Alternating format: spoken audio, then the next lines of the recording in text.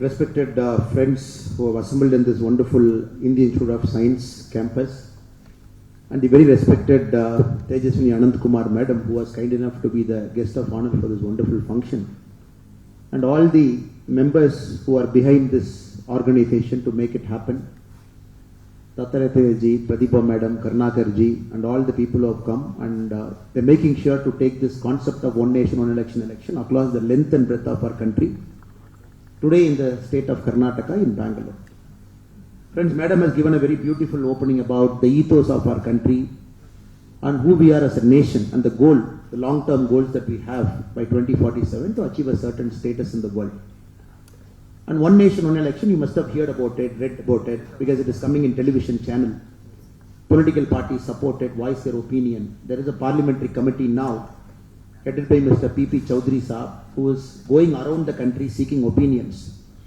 Last week, the former Chief Justice of our country, Chandrachud ji, and before him the Chief Justice, they appeared before the parliamentary panel giving their opinion whether one nation, one election is violative of the basic structure of our constituency. So everywhere we are seeing the debate and discussion that is happening. So this is a good forum to be present in a formal gathering to share our thoughts, our thinking about one nation, one election, where we are now or where we should go, and do we really believe one nation, one election is the way to go forward. We will make an attempt to present certain viewpoints before you and try and convince you why one nation, one election is the way to go forward, so that we as a country, we realize our developmental goals in the next 20 years.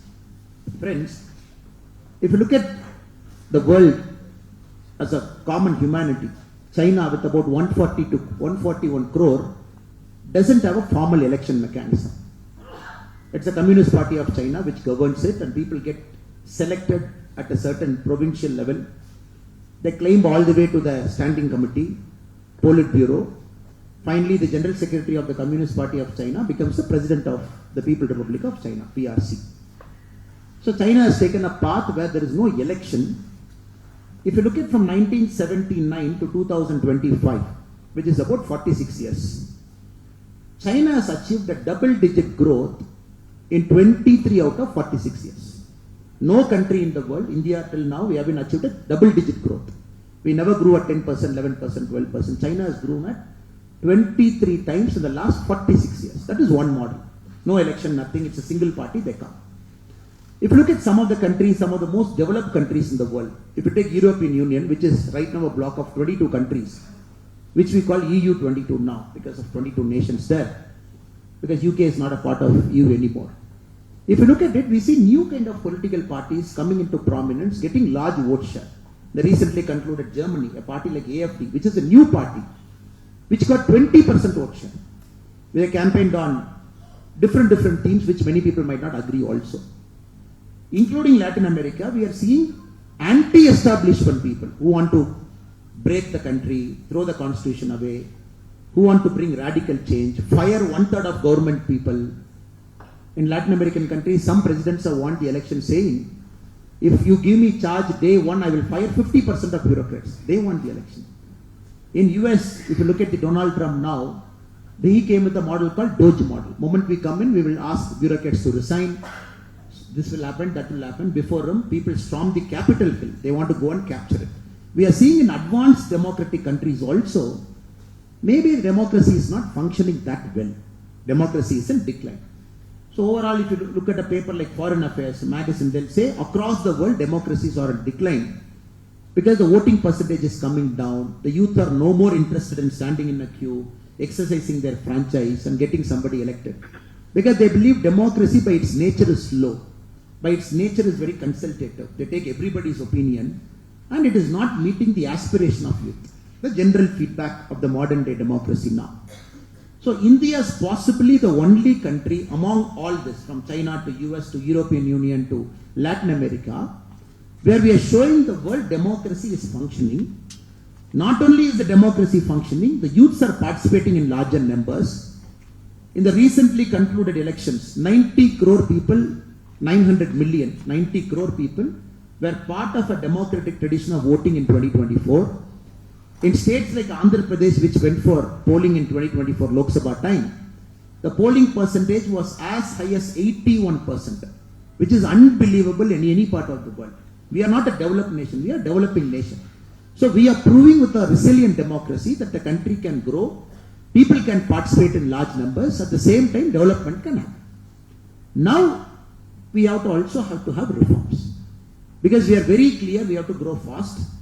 We are very clear to make the democracy better. Democracy is always a process of making ourselves better.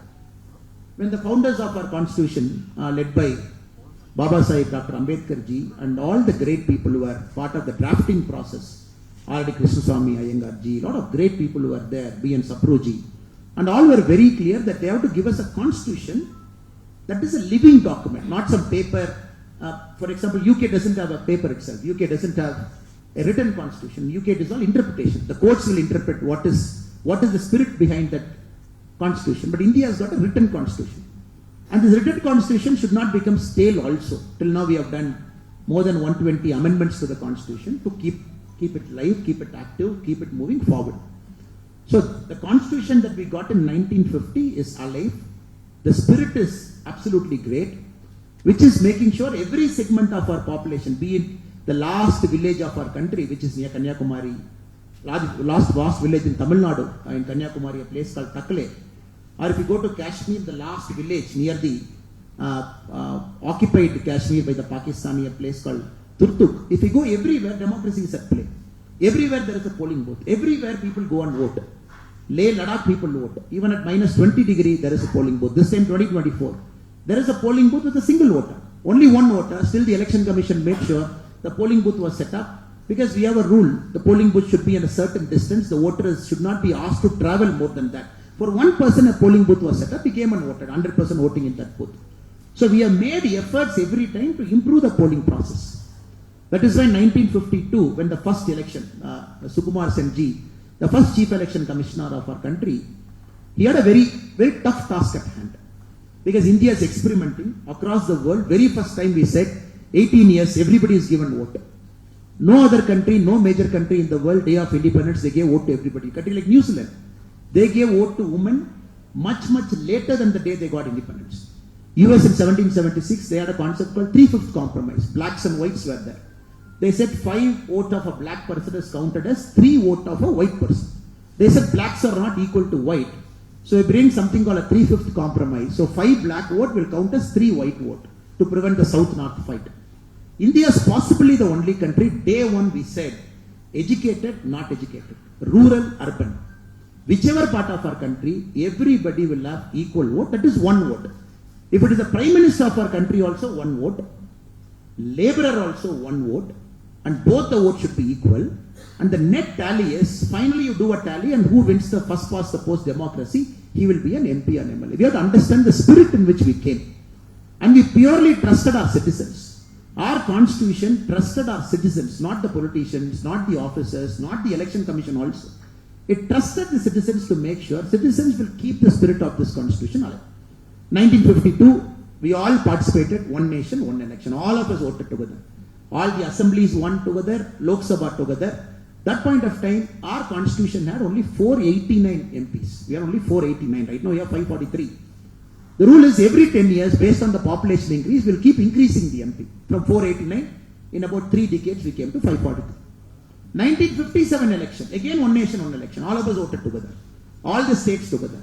Including 5 states, which the government got dissolved also, we made sure 1957, all the states and the country voted together. 1962, again the country and all the states voted together. 1967, the whole country voted together. So which means from 1952 to 1967, one nation, one election was part of our country. So the states did not have a separate timetable, the country did not have a separate timetable. 1969, the Congress government then, because of their internal fight, Madam Indira Gandhi ji one side and Kamaraj Raya and other people on the other side, the Congress party was split into 2, Congress O and Congress R.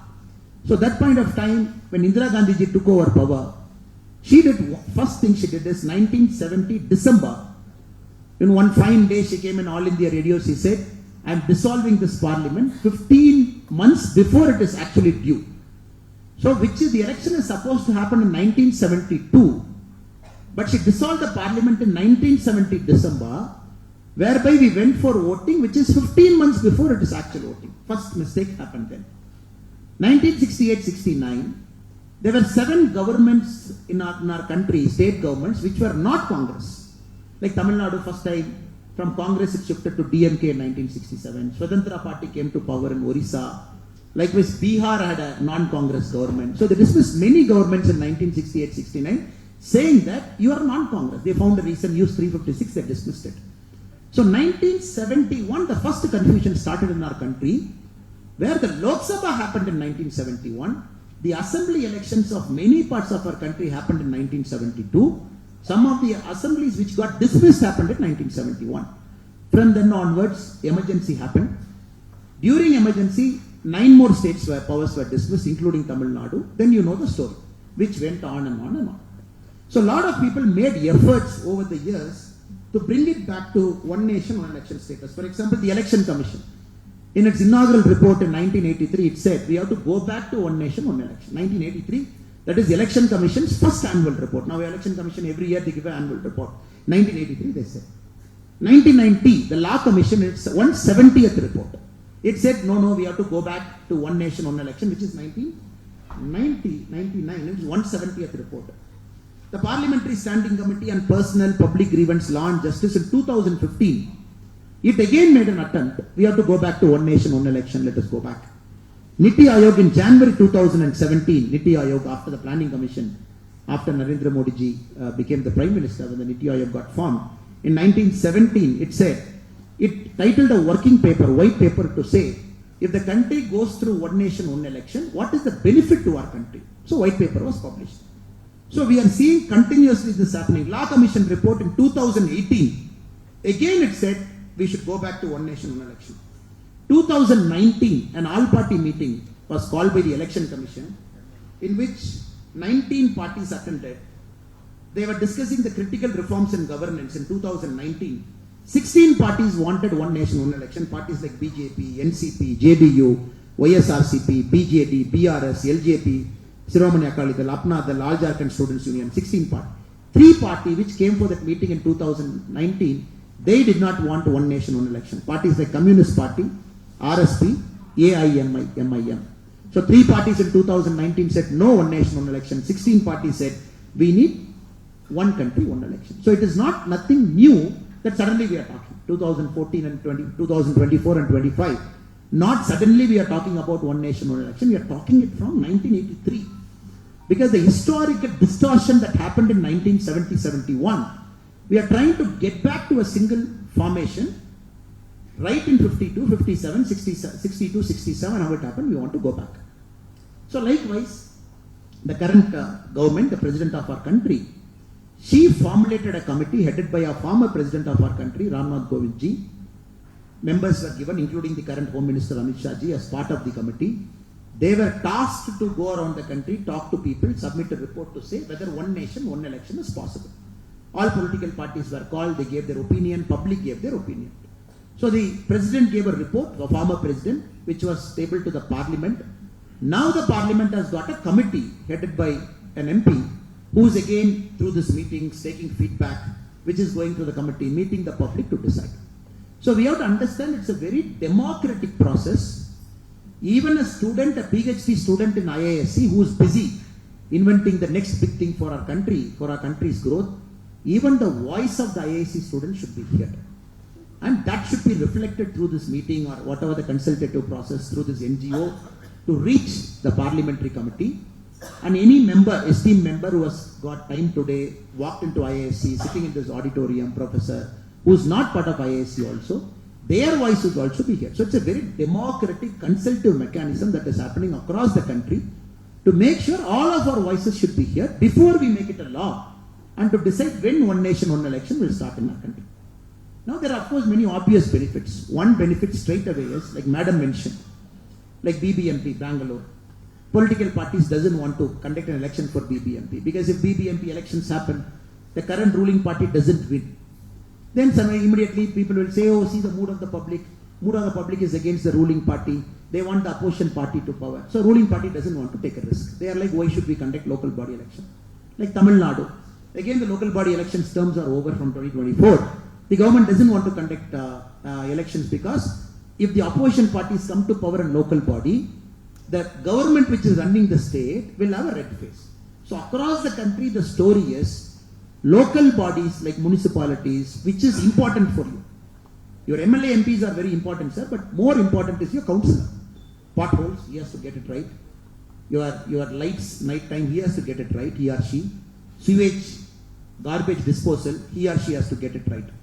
So now the councillors are absent because the administrative officer is running the show in cities like Bangalore. Rain comes, water locks, you are not sure whom to complain. MP is overburdened, MLA is overburdened. The councillors who are supposed to do this work, they are not doing it. Not their fault, because of the fault in the way the elections are happened. So you want to rectify it.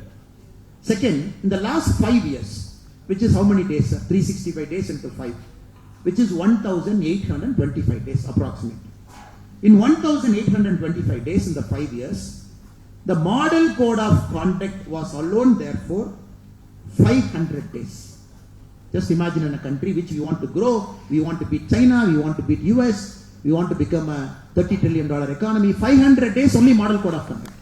Like madam said, you go to Tahsildar office, where is Tahsildar, sir? I have to change my patta. No, Tahsildar is busy revising the electoral roll. Okay, our children go to school, where is teacher? No, they are doing booth work. After election happens, if the hung assembly, government is not forming, another 15 days drama. So technically during election time, very clearly in every state, 3 months the revenue officials are involved in voter revision, meeting people, getting new voter added. Our police friends are there. Just imagine the strain they have to go through. Political parties campaigning, give bandobast. Election happens, give bandobast. The 1 month of model code of conduct, the focus is not on chain snatching, the focus is on implementing model code of conduct. The focus is not on taking care of the safety of women, but on implementing the model code of conduct, because they come under the direct supervision of Election Commission of India. So they have to obey to the orders of Election Commission of India. So what madam was clearly saying is there is a governance deficit during this extended model code of conduct, which a country like us cannot afford at this point of time. That is the second argument we have. Third argument, the elections in India are one of the most costliest elections. The Center for Media Studies said 2024 elections, if you look at it, it costed overall, unofficial figure, because no election candidates will come and say, no, I spent 40 crore in Bangalore. No, I only spent 50 crore. Everybody will say, no, this is Election Commission limit. I spend only that limit. But when the Center for Media Studies went around the country to see how much the candidates actually spent, overspending also, they calculated during the 2024 Lok Sabha election alone, the candidates have spent a combined total of 1,35,000 crore rupee, which is way above. It is 543 MP. If you add all candidates, there is a minimum limit that is fixed. 1,35,000 crore. This is Center for Media Studies report. Now this much money comes in, black money becomes white, white money becomes black, money flows through, freebies announcement one side, cash one side. Everybody is focused on catching that liquor, catching that money. So imagine a country going through this 7 times in a year, because we do about 7 elections average in a year. Lok Sabha happens. There was a hotelier from Bangalore, friend was mentioning, sir, how many elections you will conduct in Bangalore alone? You conducted 1 MP, fine. Then you conducted 1 assembly election, that is also fine. Then you conducted an MLC election called Graduates Constituency, that also you conducted. Then you want to conduct a municipal corporation election. Every time you want to say, bar alla 4 divasa raja madbeku. So how will you do business? Every time you close the bar 4 days, you open the bar 4 days, close the bar 4 days, we shut down establishment 4 days, 3 days. So there are also practical problems. When you add all the elections, it is like this.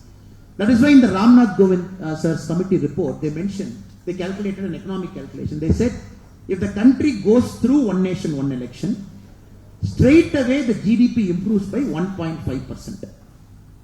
1.5% for the country is 4,50,000 crore. So that is literally like the health budget of the country. So 4,50,000 crore is the net economic output, a positive economic output because of one nation, one election. He has given a point. Again, there are studies to back. 4.5 lakh really accrues, it will happen. And if you look at the expenses of Election Commission, now Election Commission, elections are not jokes, sir. Expenses of Election Commission, 2019 Lok Sabha, the Election Commission spent 6,500 crore to conduct election. First election 1952 we spent 10 crore. First election 10 crore. 2019 we spent 6,500 crore. So 2024 data is not yet out as per the annual report, but it should have crossed 10,000 crore. This is the official figure. Election Commission has spent to conduct election. Forget about the 1,35,000 crore, the unofficial figure, the candidates have spent. So overall, not only is a net positive addition, but also minus government wasteful expenditure we are taking care. This is also another part. So that is why there is a strong voice on the other side to say, one nation, one election is going to benefit us politically, going to benefit us economically, going to benefit us socially. So that this country's development pathway will not get disturbed, we keep going in the front. The negative side. Now, if you go and ask Chief Minister, they will say, Yenappa, nave kastapattu ninne elect ayi bandidivi. You want to bring one nation, one election. Now, 5 varsha irona, aramagi irona bandidivi, nee one nation, one election maartidi. So their argument is, where will you put the cutoff? There is a DMK government in Tamil Nadu, Congress government in Karnataka, different governments in different parts of our country. So where will you keep the cutoff? Who will decide the cutoff? If we say 2028 one nation, one election, 2030 one nation, one election, so ನನ್ನ ಸರ್ಕಾರಕ್ಕೂ ಸ್ವಲ್ಪ 3 ವರ್ಷ ಕಡಿಮೆ ಆಗ್ತದೆ, which is a valid argument.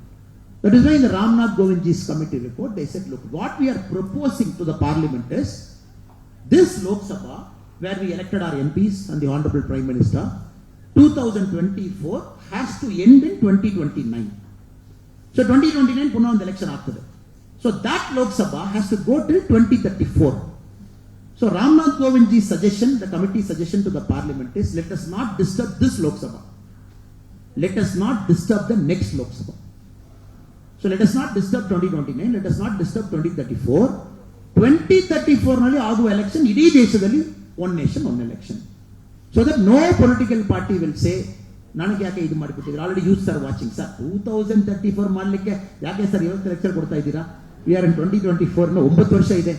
So you are speaking now about 2034, but this is a suggestion. It is for the parliament to accept it, not to accept it. People might give a different suggestion. The committee of MPs can finally bring it to the parliament to say, no, we want to bring it earlier, we want to bring it now. But the suggestion of the honorable former president of our country is, don't disturb this Lok Sabha, don't disturb next Lok Sabha. So Karnataka, if you implement one nation, one election, what will happen? The current government, if it survives, till 2028 they will be in power. So 2028 nalli hosa election ಆಗ್ತದೆ. So that will be in power till 2033. So 2033 ದಲ್ಲಿ ಬರುವ ಸರ್ಕಾರ will have power for only 1 year. Because 2034 ಎಲ್ಲ dissolve ಆಗಿ everybody has to go to one nation, one election. Like Tamil Nadu, 2026 new election. Our government will be there till 2031. So that government has to get dissolved by 2033. So first ಯಾರೆಲ್ಲ opposition ಹೇಳ್ತಾ ಇದ್ದಾರೋ ಅದಕ್ಕೊಂದು ಉತ್ತರವೇನದು. So ಯಾರಕ್ಕೂ ನಾವು ತೊಂದರೆ ಮಾಡ್ತಾ ಇಲ್ಲ.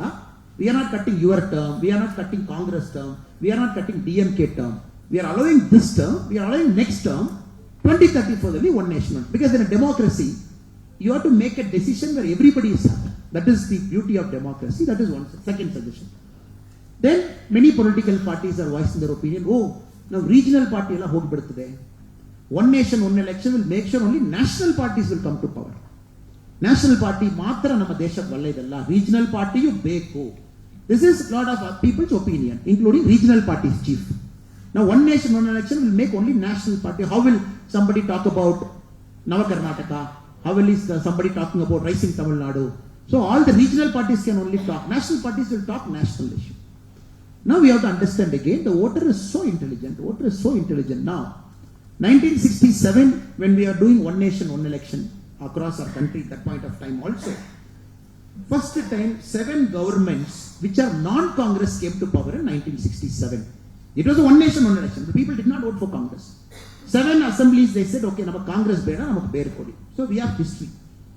Second, we have to understand, now the regional party which is in a region wise, or a national party which is nationally, the voters are so mature to decide ನನ್ನ ರಾಜ್ಯಕ್ಕೆ ಯಾರು ಬೇಕು, ದೇಶಕ್ಕೆ ಯಾರು ಬೇಕು. ರಾಜ್ಯಕ್ಕೂ ದೇಶಕ್ಕೂ ಒಬ್ಬರೇ ಬೇಕಾ, ರಾಜ್ಯಕ್ಕೂ ದೇಶಕ್ಕೂ ಬೇರೆ ಬೇಕಾ, ನನ್ನ ರಾಜ್ಯಕ್ಕೆ ಇವರು ಬೇಕು, ದೇಶಕ್ಕೆ ಅವರು ಬೇಕಾ. So voters are so matured They are not going to blindly close their eyes to say, first button press madibittu outside band button, because it is their life. And our voters are so matured, they go decide, they analyze, candidates vote ಮಾಡಬೇಕಾ, party vote ಮಾಡಬೇಕಾ, ಸಿದ್ಧಾಂತ vote ಮಾಡಬೇಕಾ, ಅಷ್ಟು detail ಆಗಿ ಚರ್ಚೆ ಮಾಡಿ vote ಮಾಡ್ತಾರೆ. So this is also a bogus claim to say regional parties will vanish, only national parties will be in power. Because if you look at Andhra, the recently concluded Andhra, same day assembly election, same day Lok Sabha election, both happened on the same day. But who won? A regional party won here. Of course, the national party was in alliance, but the other national party was on the opposite side, and the national party came to power. Again, Orissa. So many states, as we see now, governance is becoming an important consideration for voting, not necessarily a regional or national party. Next, ಜನಕ್ಕೂ ಒಂದೇ ಸಾರಿ voting ಕೊಡುವಾಗ voting percentage drop ಆಗ್ತದೆ, ರಜಾ ಮಾಡಿಕೊಂಡು ಎಲ್ಲರೂ ಒಟ್ಟಿಗೆ ಹೊರಟ್ಬಿಡ್ತಾರೆ. Like Bangalore is notorious, Chennai is notorious, because the voting percentage doesn't cross 50. Chennai is also notorious. Like some constituencies like T Nagar is at 40%. Some constituencies within Bangalore are still worse than 50. So the next argument is, ಏನಪ್ಪ ಇಷ್ಟು election ಮಾಡುವಾಗಲೇ ಜನ vote ಮಾಡಲ್ಲ. If you make one time one nation one election, ಎಲ್ಲ ರಜಾ ಹಾಕ್ಬಿಟ್ಟು ಹೋಗ್ಬಿಟ್ಟಿದ್ದಾರೆ. So that is also another point. Again, to disprove that theory, to prove that it is a false theory. If you look at a state where Lok Sabha happened, assembly happened, what is their voting?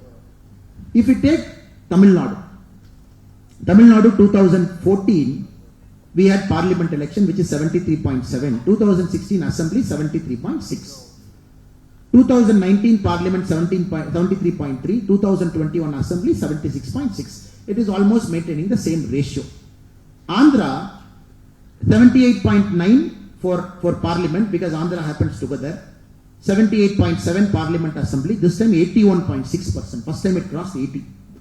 Karnataka is a very beautiful case, because here the election happens 1 year before, 1 year after. Karnataka is a state where assembly is 1 year before, Lok Sabha is 1 year later. So 2013 assembly, Karnataka was 71.8, but Lok Sabha 67.2, 4% drop. 2018 Karnataka assembly 73.4, but Lok Sabha 71, 2% drop.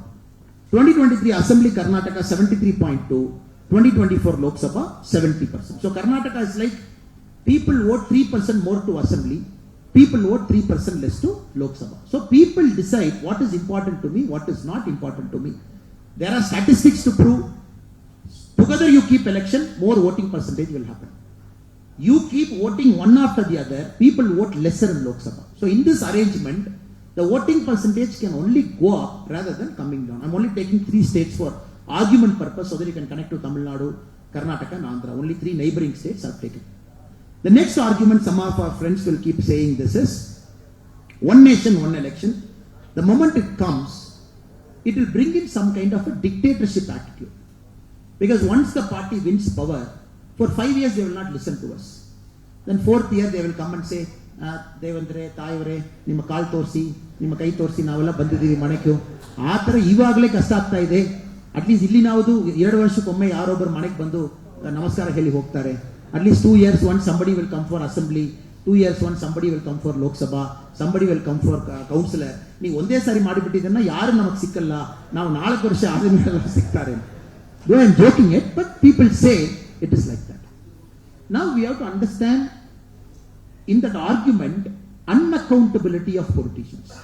Now ಬರ್ತಾ ಇರಬೇಕು, ಕರ್ನಾಟಕ 2023 ಬರಬೇಕು, 24 ಬರಬೇಕು, next year local ಬಾಡಿಗೆ ಬರಬೇಕು. So every year politician ನೋಡ್ತಾ ಇರ್ತೀರಾ, local representative ನೋಡ್ತಾ ಇರ್ತೀರಾ. Here is like it, but we have to understand 50 to 57, 60 to 67, it was working well. We have to understand the politicians have become bad, the political system has become bad. So now it is important that we bring better politicians. That is important.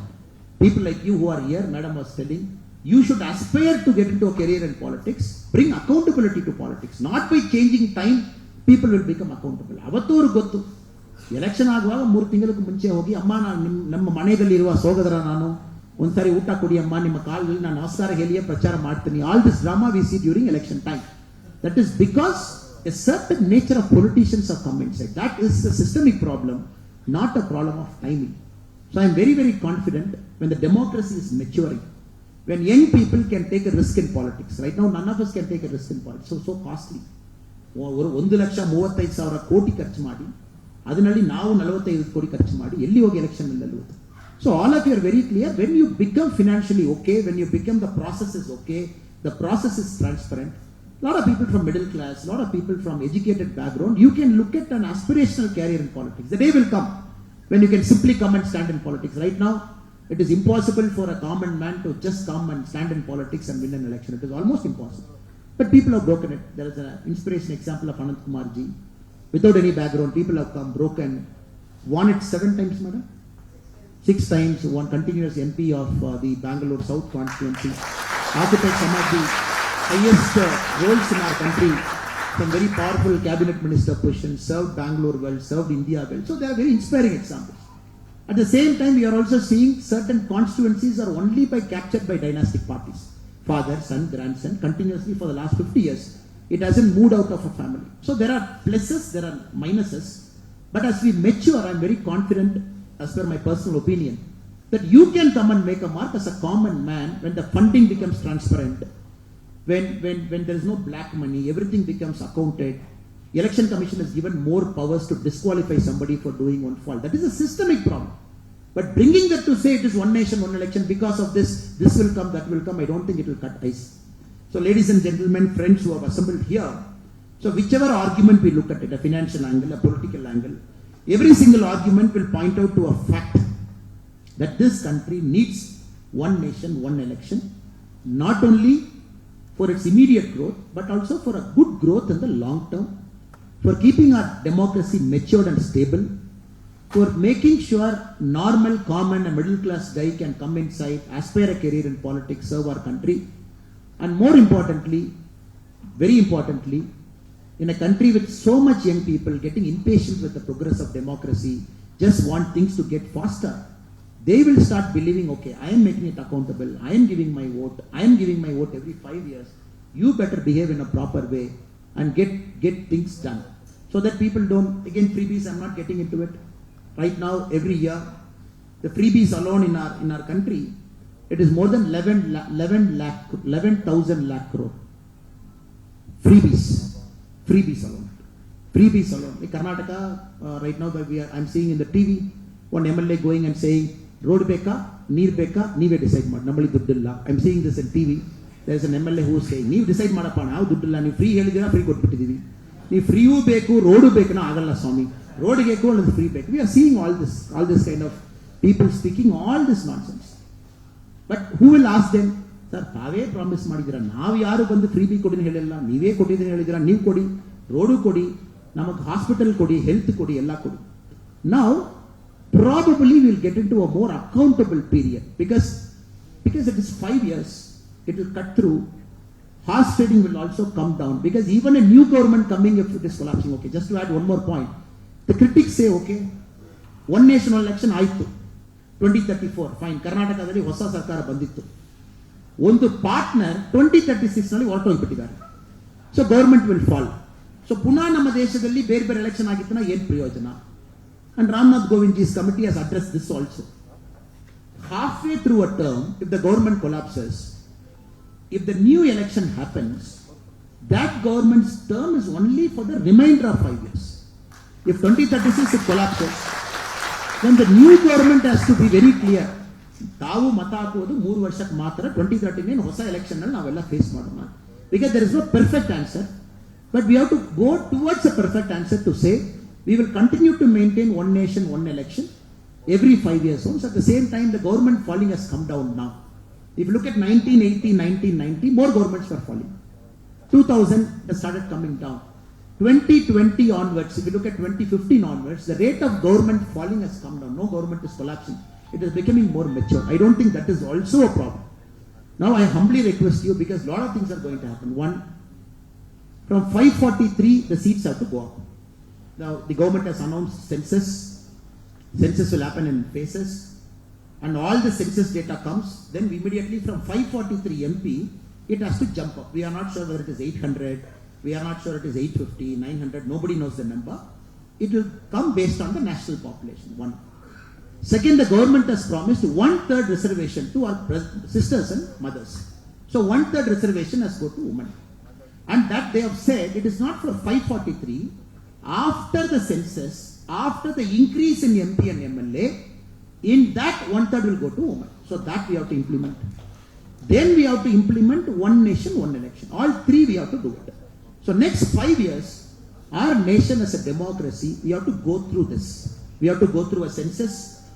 And second, Bangalore, for the population now, right now we have 3 seats. There is Bangalore Central, there is Bangalore North, there is Bangalore South. But how it is based on 3 seats? This is based on 1971 population data. 1971, what was Bangalore's population? Very less. The rural population of Karnataka was very high. Right now, Bangalore is touching about 3 crore. It's a big city. Now, in the new delimitation, for example, taking the state of Karnataka as an example, Bangalore might have more number of MPs than 3. Because if you go by population, the rural place might have 1 MP. But Bangalore cannot have 3. Bangalore might have to have 5, 6 or 7. I don't know the number. Because the population is so huge, for about 10 crore population, for about 1 crore population, we can't have 1 MP. So 100% Bangalore's MP is going to go up. That is a common sense answer. How much we don't know based on the number. So Karnataka state right now is about 44% urban. Tamil Nadu is about 50% urban. So which means 50% of MP seats in Tamil Nadu will be urban and 50 seats will be rural. Right now, 85% of seats is rural, 15% is urban. So based on this census, there is a large scale change that is going to happen. Now, that is why you are blaming now. What is Bangalore? We are paying so much tax. Startup. We are the best city in the country. All people are saying. But you are not putting pothole. You are not putting this. You are delaying a metro line. So now, for the first time, the governance might shift towards the urban because your voices will be here post delimitation. Out of 543 MPs in the Lok Sabha, if we properly analyze, 85% are rural, only 15% are urban. Now, post the delimitation, the new set of MPs, it will have more urban tilt. So, urban people are living here. You will have a different problem. The rural population will have a different problem. That is why delimitation has to happen. More MPs have to come. Very clear. In the increased number, 1/3 our women has to get. Now, the question is, which 1/3 they will get? Is it a lottery system? All of us will put one lottery and say, okay, Bangalore North bandittu women, Bangalore South bandittu not women, Bangalore Central bandittu women. We don't know. Again, for which a mechanism has to be developed. So, which 1/3 is women? Because right now, the women voters in our country are slightly more than the male voters of our country. Like Tamil Nadu is 50.8, 50.2. So, out of 100 voters in the state of Tamil Nadu, it is 50.8 who are women, 50.2 who are male. So, this country is shifting towards women population. That's very clear. Next, many states are having declining population, like Tamil Nadu. Our total fertility ratio is 1.7. Like every woman is giving birth to 1.7 children. But technically, the TFR of a country should be at 2.1. So every woman should give birth to 2.1 children. Only then the birth and the death rate is stabilized. Like China, 141 crore. China for the very first time had a decline in population last year. China started declining. China will start coming down. Like within our country, Tamil Nadu's population will start declining by 2035. Because Tamil Nadu is at 1.7. UP is at 2.7. So UP's population will continue to go up and then it will start declining. Like Karnataka is also below 2.1. So now these changes have to be incorporated. That is a democratic thing where all of us have to talk. Within a state, within a district, in urban, rural, the population rise, population down. That also the census have to factor. So the reason for having this is to tell you, ladies and gentlemen, sirs and madam, is democracy is complex and no decision can be taken just like that. And we citizens, we got to debate, discuss, ideate, apply our mind and take a decision very carefully, very minutely. How many MP seats, how many urban seats, how many rural seats, in which seat it will go to women, which seat it will be a general constituency. So 2025 to 2029 is a very important phase in our country where all the 3 things are going to happen. One nation, one election. Bill is going to come. 1/3 reservation is going to come. Delimitation based on which new constitution. It's very clear. The constitution is very clear. After you announce a census, The next parliament election that happens should be based on census. So it's very clear, 2029 parliament election will be based on census, and Bangalore will have more than 3 MPs is very clear. That's clear. And 2029 election will not have 543, it will have more than 543 is also very clear, because constitution says once you do a census in the 10-year period, the next election that happens have to reflect the census. So this 4 year is important for all of us. That is why this wonderful meeting all of us have assembled to discuss viewpoints, right, wrong, economic, political, social level, declining fertility, increasing fertility, and to decide male, woman, how overall the country can progress going forward. So with this, we have conducted 400 elections from 1952, 400 elections from 1952. This country has conducted 400 elections well. And nowhere in the world, a major country must have done 400 elections, because we run elections at multiple things. So we are a very mature democracy. If anybody has got a chance to come to Tamil Nadu in the near future, from Chennai, if you take a 1 hour car or a bus, you go to a place called Kanjipuram. Kanjipuram, the very famous temple, you can go. But near Kanjipuram, there is a village called Uttarameru. And just for academic sake, next time when you come to Chennai, just go to Uttarameru. There is a Chola temple, which is built in 10th century. If you go to the temple, in the temple outside, there are inscriptions to say how an election should be conducted, how a candidate should be selected, and how a candidate should be disqualified. So 10th century, which we have written inscriptions in that particular village, the Chola kings, for a village council election, it will be very interesting. You go and see how a candidate is disqualified. They are given 5 reasons. You steal somebody's wife, you are disqualified. You don't understand the 4 Vedas properly, you are disqualified. It will be very interesting. 10th century, how they were thinking. So our country is not only the world's largest democracy, it also the world's democracy with depth. So for 10 centuries, we have done democracy in some way or the other. Maybe it is not a perfect way. Not everybody who seems to know Veda.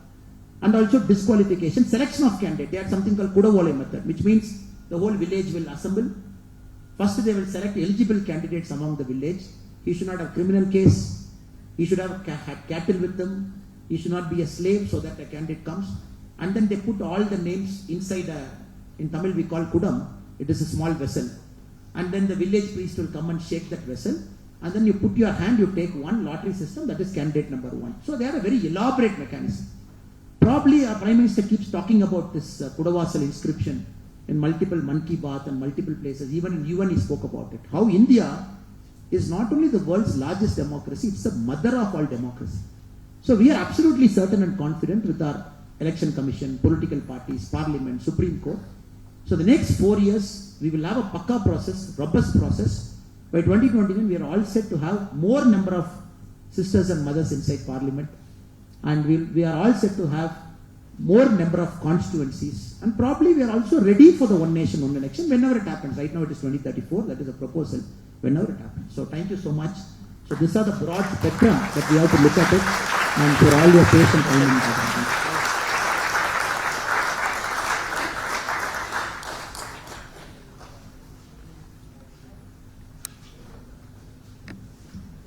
Thank you very much, Annamalai ji, for your thought-provoking and empowering address. Your insights on one nation, one election has not only enlightened us, but also inspired the youth to think critically and to contribute meaningfully to our democratic future.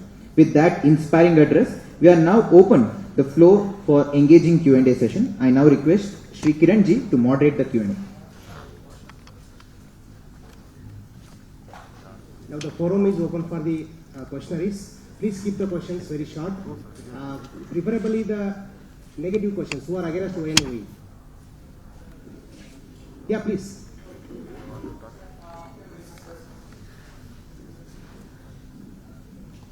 I really congratulate you for enlightening us about ONOE. You very well addressed regarding what are the concerns regarding ONOE. Along with ONOE, you also spoke about delimitation factors, but you did not address the concerns related to delimitation.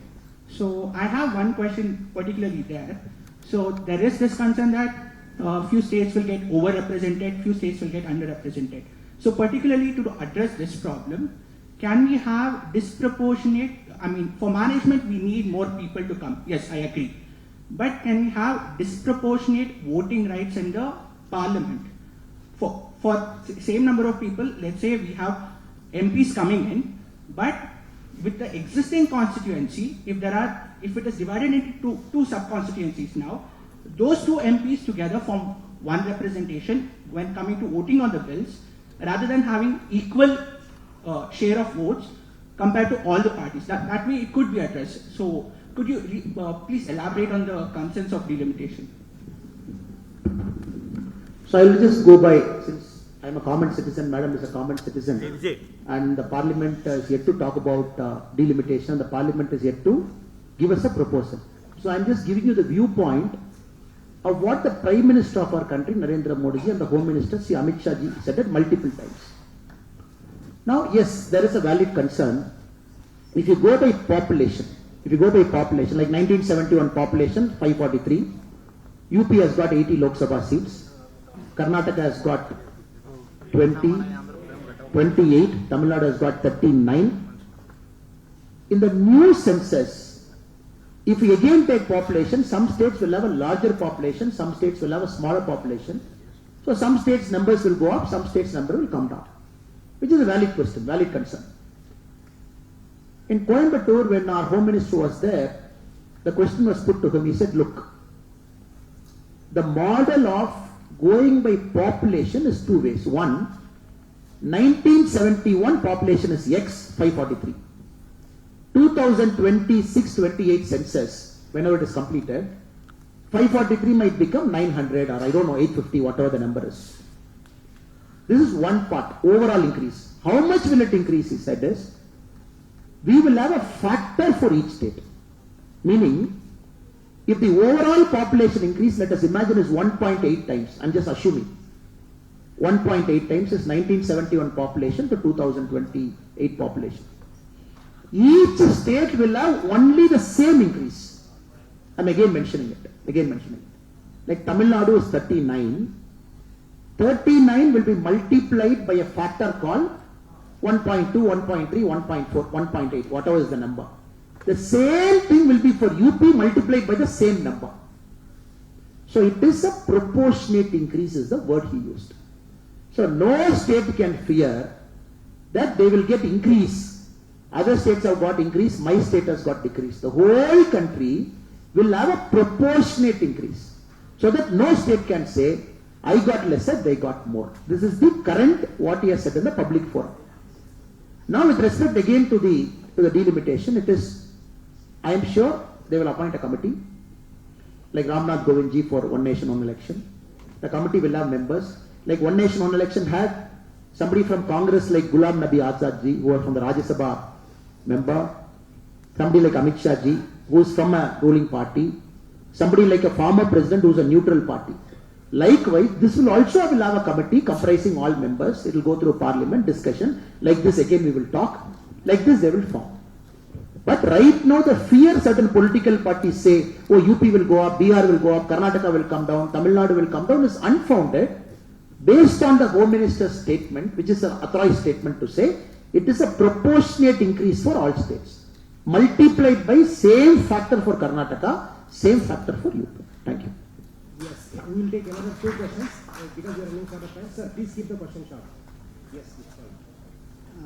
ನಮಸ್ಕಾರ sir, ನಾನು ಬಿಜಾಪುರದಿಂದ ಬಂದಿದ್ದೀನಿ, ಆನಂದ್ ಭಾವಿಕಟ್ಟಿ ಅಂತ. Sir, ನನ್ನ question ಬಂದು one day one election ಇದು ಮಾಡ್ತಾ ಇದ್ದೀರಲ್ಲ, but ಇದನ್ನ ಒನ್ ಡೇಗೆ ಸೀಮಿತಗೊಳಿಸಬೇಡಿ ಅಂತ.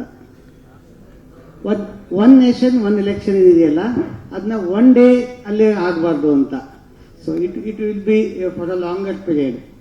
Sir, One Nation One Election, sir, just some information, sir. 2024 election happened in 7 phases, sir. Police mitra avaru papa kashta avudu, because they have to do one part, go to other part.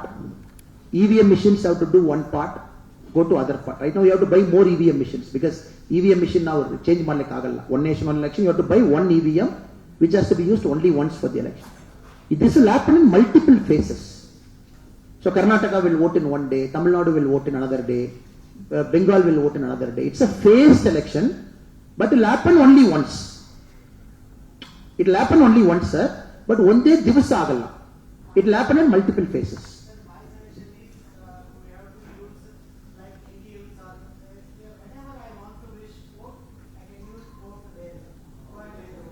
ಸಾಹೇಬ್ರು ಹೇಳುವುದು okay ಏನಕ್ಕೂ sir ನಾನು ಮನೆಯಲ್ಲಿ ಕೂತ್ಕೊಂಡು OTP ಕೊಟ್ಬಿಟ್ಟಿದ್ದೀನ, login ಮಾಡಿ ಇಲ್ಲೇ vote ಹಾಕ್ಬಿಡ್ತೀನಿ sir. Right ನಾವು EVM mission ನಲ್ಲಿ ಓಟ್ ಆಗಲಿಕ್ಕೆ ಪ್ರಾಬ್ಲಮ್ ಆಗ್ತಾ ಇದೆ. ಸುಪ್ರೀಂ ಕೋರ್ಟ್ ನಲ್ಲಿ ಕೇಸ್ ಇದೆ, ಕೇಸ್ ಹಾಕ್ತಾರೆ. ಬಿಕಾಸ್ EVM ಮಿಷನ್ ನಲ್ಲಿ ಬ್ಲೂಟೂತ್ ಕನೆಕ್ಷನ್ ಅಲ್ಲ, ವೈಫೈ ಇಲ್ಲ, ಇಟ್ಸ್ ಸ್ಟ್ಯಾಂಡ್ ಅಲೋನ್ ಮಿಷನ್, ಅದು ಕ್ಯಾಲ್ಕುಲೇಟರ್ ತರ ಮಾತ್ರ, ಅದರಲ್ಲಿ ಏನಲ್ಲ. ಅದಕ್ಕೆ ಕೆಲವು ಪೊಲಿಟಿಕಲ್ ಪಾರ್ಟೀಸ್ ಅಪೀಲ್ ಹೋಗಿದ್ದಾರೆ, ಇಲ್ಲೆಲ್ಲ EVM ಮಿಷನ್ ಒಳಗಡೆ ಏನೋ ಕಾಣ್ತಾ ಇದೆ, ಅದು ನಮ್ಗೆ ಮಾತ್ರ ವಿನ್ ಆಗ್ತಾ ಇಲ್ಲ, ಅವರು ವಿನ್ ಆಗ್ತಾ ಇದ್ದಾರೆ, ಅದು ಏನು ನಮಗೆ ಹೇಳ್ಕೊಡಿ. So if you bring blockchain, artificial intelligence, so right now the country is not up to it, sir. ಇದಕ್ಕೆ ಕೆಲವು ಪೊಲಿಟಿಕಲ್ ಪಾರ್ಟೀಸ್ ಒಪ್ಕೊಳ್ತಾ ಇಲ್ಲ. ಸೊ ಕೆಲವು ಪೊಲಿಟಿಕಲ್ ಪಾರ್ಟೀಸ್ ಹೇಳಿದ್ದಾರೆ, ಇಲ್ಲೆಲ್ಲ ಮಹಾರಾಷ್ಟ್ರ ಎಲೆಕ್ಷನ್ ನಾವು ನೋಡ್ತಾ ಇದೀವಿ, ಕೆಲವು ಜನ ಹೇಳ್ತಾ ಇದ್ದಾರೆ ಮಹಾರಾಷ್ಟ್ರ ಎಲೆಕ್ಷನ್ ನಲ್ಲಿ ಇಂಕ್ರೀಸ್ ಆಯ್ತು, ಅದಕ್ಕೆ ನಾವು ಸೋತೋಗ್ಬಿಟ್ಟಿದೀವಿ, ವೋಟರ್ ಹರನಾಗಿ ಬಂದ್ಬಿಟ್ಟಿದ್ದಾರೆ. ನಾವು ಸುಪ್ರೀಂ ಕೋರ್ಟ್ ಇಸ್ ಸೇಯಿಂಗ್ ಅದೆಲ್ಲ ಏನಿಲ್ಲ. ಸೊ ನಾವು A party that gets defeated will find a reason. ಅವ್ರ ರೀಸನ್ ಕಂಡುಬಿಡ್ಲೇಬೇಕು, ಅವ್ರು ಇಡ್ಲೇಬೇಕು. ಇದನ್ನ ಜಿಮ್ಗೆ ಹೋಗ್ಬಿಟ್ಟು ಬಾಡಿ ಬರ್ತಾ ಇಲ್ಲ, ಎಕ್ವಿಪ್ಮೆಂಟ್ ಸರಿ ಇಲ್ಲ ಅಂತ ಹೇಳೋತರ, ಎಕ್ವಿಪ್ಮೆಂಟೇ ಸರಿ ಇಲ್ಲ ಅದಕ್ಕೆ ಬರ್ತಾ ಇಲ್ಲ. So may be a day will come, but may be not right now, sir. Sir ನಮಸ್ಕಾರ, ಶ್ರೀನಿವಾಸ್ ವೈದ್ಯ ಅಂತ, ಜರ್ನಲಿಸ್ಟ್. ಬಹಳ ಅದ್ಭುತವಾದಂತಹ ವಿಷಯವನ್ನು ಹೇಳಿದ್ರಿ. ಚೋಳರ ಕಾಲದ ಶಾಸನವನ್ನ ನೋಡಿದ್ವಿ, ಅದರಲ್ಲಿ ಎಲೆಕ್ಷನ್ಸ್ಗೆ ಸಂಬಂಧಪಟ್ಟಂತಹ ಅನೇಕ ವಿಚಾರಗಳಿವೆ ಅಂತ. According to you, on serious note, ಇವತ್ತಿನ ದಿನಕ್ಕೆ ದ ಟಾಪ್ 3 ಯಾವುದಾದ್ರೂ ಶಾಸನದ ವಿಚಾರಗಳನ್ನ ಎಕ್ಸಿಕ್ಯೂಟ್ ಮಾಡಬೇಕು ಇವತ್ತಿನ ದಿನಕ್ಕೆ ಅಂದ್ರೆ ವಿಚಾರ ದೋಸ್ತ್ರಿ ಸರ್. ಆ ಶಾಸನದಲ್ಲಿ ಇರುವಂತಹ ವಿಚಾರಗಳನ್ನ ಇವತ್ತಿನ ಎಲೆಕ್ಷನ್ ಕ್ಯಾಂಡಿಡೇಟ್ ಅನ್ನ ಆಯ್ಕೆ ಮಾಡೋದಕ್ಕಾಗ್ಲಿ ಅಥವಾ ಡಿಸ್ಮಿಸ್ ಮಾಡೋದಕ್ಕಾಗ್ಲಿ ಎಕ್ಸಿಕ್ಯೂಟ್ ಮಾಡ್ತೀರಿ ಅಂತಂದ್ರೆ, ಅಪ್ಲೈ ಮಾಡ್ತೀರಿ ಅಂದ್ರೆ ಯಾವ 3 ಪಾಯಿಂಟ್ಗಳನ್ನ ಹೇಳ್ತೀರಿ ಅಂತ ಆ ಶಾಸನದಲ್ಲಿರುವಂತಹ?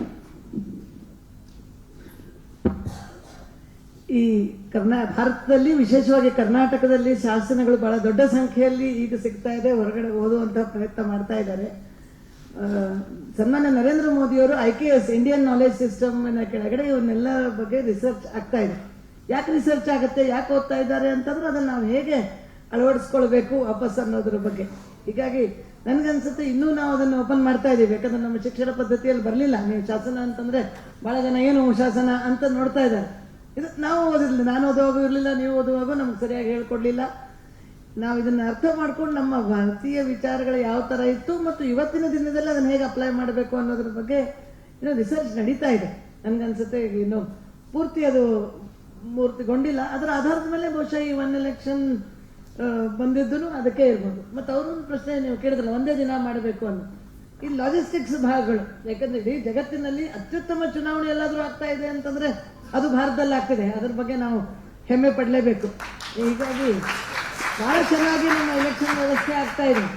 ಹೀಗಾಗಿ ಅದನ್ನ 1 ದಿನ ಮಾಡಬೇಕು ಅನ್ನೋ ಸಂಖ್ಯೆ ಬೆಳೆದಾಗ 2 ದಿನ ಮಾಡಬೇಕು ಅಥವಾ ಅರ್ಧ ದಿನದಲ್ಲಿ ಆಗುತ್ತೋ, ಮನೆಯಿಂದ ಕೂತ್ಕೊಂಡು ನಾವಂತ ಟೆಕ್ನಾಲಜಿ ಬಂದ್ರೆ ಖಂಡಿತ ಮಾಡೋಣ. ನಾವು ಯಾವಾಗ್ಲೂ ಟೆಕ್ನಾಲಜಿಯನ್ನ ಅಕ್ಸೆಪ್ಟ್ ಮಾಡ್ಕೊಂಡಿರೋರು, ಅದನ್ನ ಬಳಸಿದಂಥವ್ರು.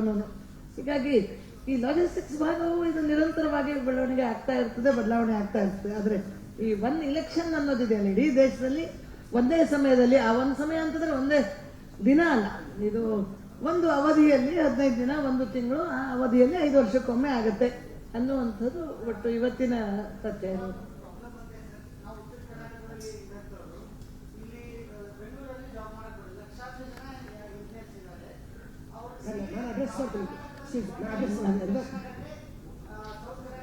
ಅಲ್ಲ ಗೊತ್ತಾಯ್ತು, ಅದಕ್ಕೇನೆ ನೀವ್ ಹೇಳ್ತೀರಿ ನಾವು ಉತ್ತರ ಕರ್ನಾಟಕದಿಂದ ಬಂದಿರೋರು, ಬೇರೆ ಬೇರೆ ಬಂದವ್ರಿಗೂ 5 ವರ್ಷಕ್ಕೊಮ್ಮೆ ಆದಾಗ ಪ್ಲಾನ್ ಮಾಡ್ಕೊಳ್ಬಹುದು. ಮೊದಲೇ ಅನೌನ್ಸ್ ಆಗಿರುತ್ತೆ, ಪ್ಲಾನ್ ಮಾಡ್ಕೋಬಹುದು. ಅದ್ರ ಬಗ್ಗೆ ಈ ಪಾಯಿಂಟ್ ಅನ್ನು ತಗೊಂಡಿದ್ದೀವಿ, ಅದನ್ನ ಚರ್ಚೆ ಮಾಡಕ್ಕೆ ತಗೊಳಕ್ಕಾಗತ್ತೆ. ಈಗ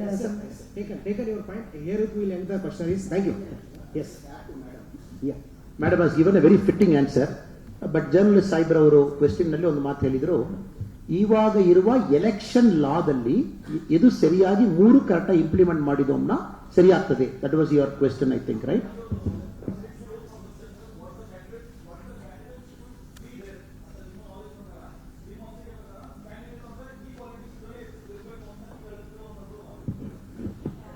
ಅದೇ ಅವ್ರ ಕ್ವಶನ್ ಅಡ್ರೆಸ್ ಮಾಡಿ ಫಸ್ಟ್. ಅರ್ಥ ಆಯ್ತು.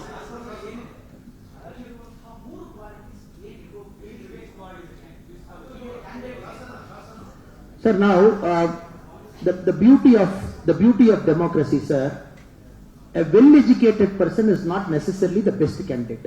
ನಾವು ಇದೆಲ್ಲ ಒಪ್ಕೊಳ್ಬೇಕು sir. Or a person, for example, ನನ್ನ ಮೇಲೆ 89 ಕೇಸ್ ಇದೆ sir, 89 case. People will shock, sir ಏನ್ ಸರ್ ಅದು, 4 ವರ್ಷದಲ್ಲಿ 89 ಕೇಸ್ ಆಯ್ತು. Just 2 days back they filed an FIR. ಏನೋ ಒಂದು ಕಾನ್ಫರೆನ್ಸ್ ಅಲ್ಲಿ ಏನೋ ಮಾತಾಡಿದ್ರು. But all the 89 cases are political cases. ಇವರು ಬಂದು ಭಾಷಣ ಮಾತಾಡುವಾಗ ಇದು ಮಾತಾಡಿದ್ರು, ಅದು ಮಾತಾಡಿದ್ರು, 10 ಗಂಟೆಗೆ ಮೇಲೆ ವೈಲೇಟ್ ಮಾಡಿದ್ರು, 89 cases. Now if somebody says FIR ಒಬ್ಬರ ಮೇಲೆ ಇದೇನೋ ಅವ್ರ ಕ್ಯಾಂಡಿಡೇಟ್ ಇರಬಾರ್ದು, ನಾನು ಬರ್ಲಿಕ್ಕೆ ಸಾಧ್ಯವೇ ಇಲ್ಲ. Reason is sir, political parties ನಲ್ಲಿ ಕೇಸ್ ಆಗ್ತಾ ಇರ್ತಾರೆ. ನಾವು you have to understand, Supreme Court has said what kind of cases. 10 o'clock ಮೇಲೆ ಪೊಲೀಸ್ ವಿಲ್ ಸೇ ನೀವು ಪ್ರಚಾರ ಮಾಡಿದ್ದೀರಾ, ನಾವು ರೂಟ್ ಪರ್ಮಿಷನ್ ಇಲ್ಲಿ ಕೊಟ್ಟಿದ್ದೀರಿ, ಬಟ್ ನೀವು ಇಲ್ಲಿ ಹೋಗಿದ್ದೀರಾ, everything will have case, everything will have case. End of the day it is not a serious case per se. Court ನಲ್ಲಿ ಹೋಗಿ we have to argue our case. So ಇನ್ನೊಂದು educated person, uneducated person, educated person, again the qualities of a candidate. Like Tamil Nadu had one of the greatest chief minister, Kamarajaraja. He never went to school. Maliki koda school pakka hogilla, but he was our best chief minister till now. He revolutionary chief minister. So ಅದಕ್ಕೆ beauty ನಮ್ಮ constitution ಅಲ್ಲಿ clear ಆಗಿ ಹೇಳ್ಬಿಟ್ಟಿದ್ದಾರೆ. IASC ದಲ್ಲಿ PhD ಮಾಡಿದೀರ್ನಾಲ್ ನಿಮಗೊಂದು vote, IASC outside canteen ಮಾಡುವ ನಮ್ಮ ಸಹೋದರರಾಗೂ ಒಂದೇ ಓಟು. ಇಬ್ಬರು ಅಸೆಸ್ ಮಾಡಿ ಒಂದು ಕ್ಯಾಂಡಿಡೇಟ್ಗೆ ತಾವು vote hockey. So election is such a human touch. ತಾವು ಒಂದು ಕ್ಯಾಂಡಿಡೇಟ್ ಬಹಳ ಪರ್ಸನಲ್ ಆಗಿ ಪಾರ್ಟಿ ಮೇಲೆ ಇಷ್ಟಪಟ್ಟು, ಒಂದು ನಾಯಕರ ಮೇಲೆ ತಾವು ಇಷ್ಟಪಟ್ಟು, and then you vote. It's a very personal thing. Sometimes you also make mistake. Power ಬಂದ ಮೇಲೆ ಬೇರೆ ತರ ಬಿಹೇವ್ ಮಾಡ್ತಾರೆ, ಪವರ್ ಇಲ್ಲದೆ ಸಮಯ ಬೇರೆ ತರ ಬಿಹೇವ್ ಮಾಡ್ತಾರೆ. So that is why the democracy is so beautiful. Every time you vote, every time you make somebody after 5 years to win or lose. 5 ವರ್ಷಕ್ಕೊಮ್ಮೆ IAS ಆಫೀಸರ್ ಕದಿಲ್ಲ. 22 they pass IAS, 60 they retire. But politician every 5 ವರ್ಷ ನಿಮ್ಮಲ್ಲಿ ಬರಲೇಬೇಕು, ಕೈ ಮುಗಿಲೇಬೇಕು, ತಮ್ಮಲ್ಲಿ ಕಾಲಿನಲ್ಲಿ ಬೆಳಲೇಬೇಕು, ಆಮೇಲೆ ತಾವು ಸರಿಯಾಗಿ ತಪ್ಪನ್ನು ಅಸೆಸ್ ಮಾಡಿ ಓಟ್ ಕೊಡಲೇಬೇಕು. So that is the beauty of democracy. ಇದರಲ್ಲಿ ಒಂದು ಫಿಕ್ಸೆಡ್ ಪ್ಯಾರಾಮೀಟರ್ ಸೆಟ್ ಆಗಲ್ಲ ಸರ್, ಕಷ್ಟ ಆಗಿ ಬರ್ತದೆ. Thank you sir. Yes sir, thank you. I really apologize to the audience. You will be having more questions. One second, please.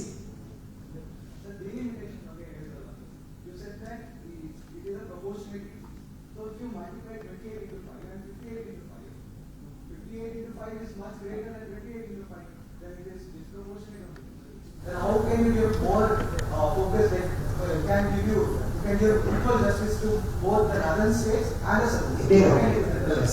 IAS student too.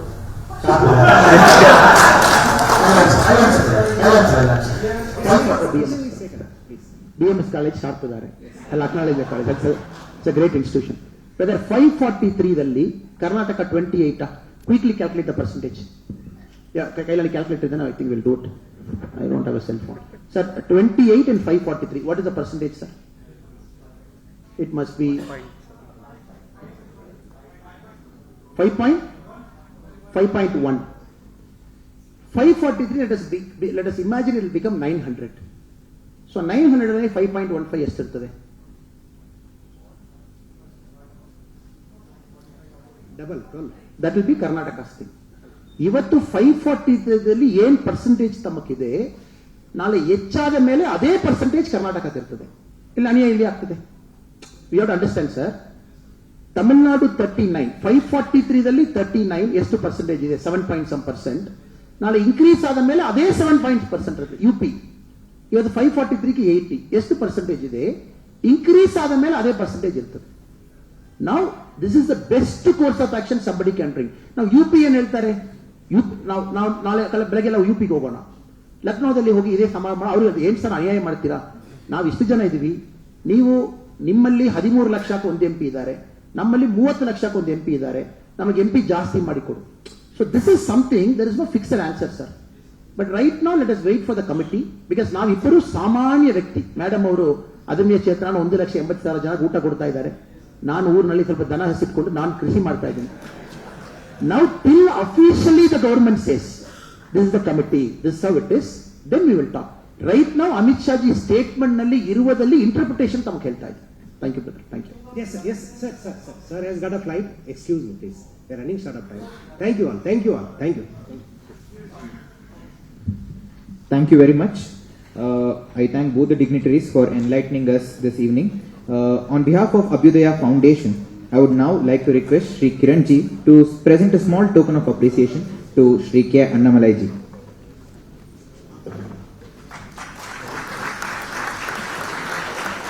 I would also like to request Shri Beluru Raghavendra Shetty ji to present a small token of appreciation to Tejaswini Anantkumar ma'am.